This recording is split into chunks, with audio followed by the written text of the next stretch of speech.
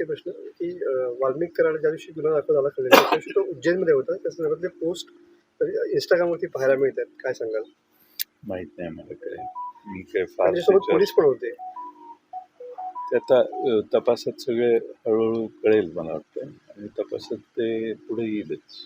साहेब खातेवाटप झालेलं आहे पण जवळपास 18 मंत्र्यांनी अजून पदभार स्वीकारलेला नाही असं पुढे होते. काय कोणाची प्रतिक्रिया?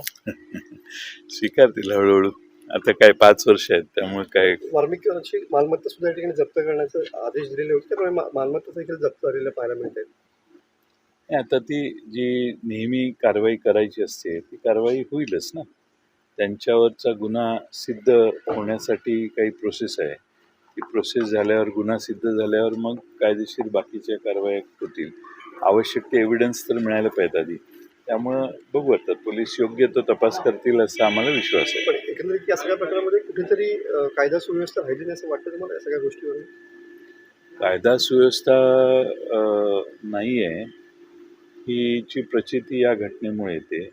लोक रस्त्यावर अडवून माणसाला घेऊन जातात आणि बेदम मारहाण करतात आणि त्यात त्याचा मृत्यू होतो. अशा बऱ्याच घटना अलीकडच्या काळात झाल्यात.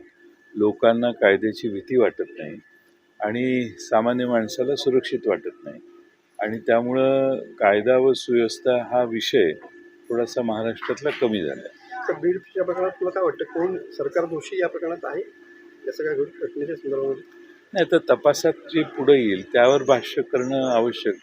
लोक वेगळ्या चर्चा करतायतच, प्रसारमाध्यमातही फार मोठ्या चर्चा आहेत, पण लोक चर्चा करतायत म्हणून त्याचा दुजोरा देणं हे योग्य नाही. जे समोर येईल कायद्याच्या ह्याच्यात ते जनतेच्या समोर दूध का दूध पाणी का पाणी हे होणारच आहे. थोडासा विलंब होईल पण SIT स्थापन केली आहे. माझी सरकारला विनंती आहे की त्यांनी लवकरात लवकर, कारण सामान्य कुठल्या गुन्ह्यात SIT आपण स्थापन करत नाही, पोलीसच तपास करतात. SIT म्हटल्यावर विलंब होऊ नये, SIT हा अडथळा होऊ नये एवढी काळजी सरकारने घ्यावी.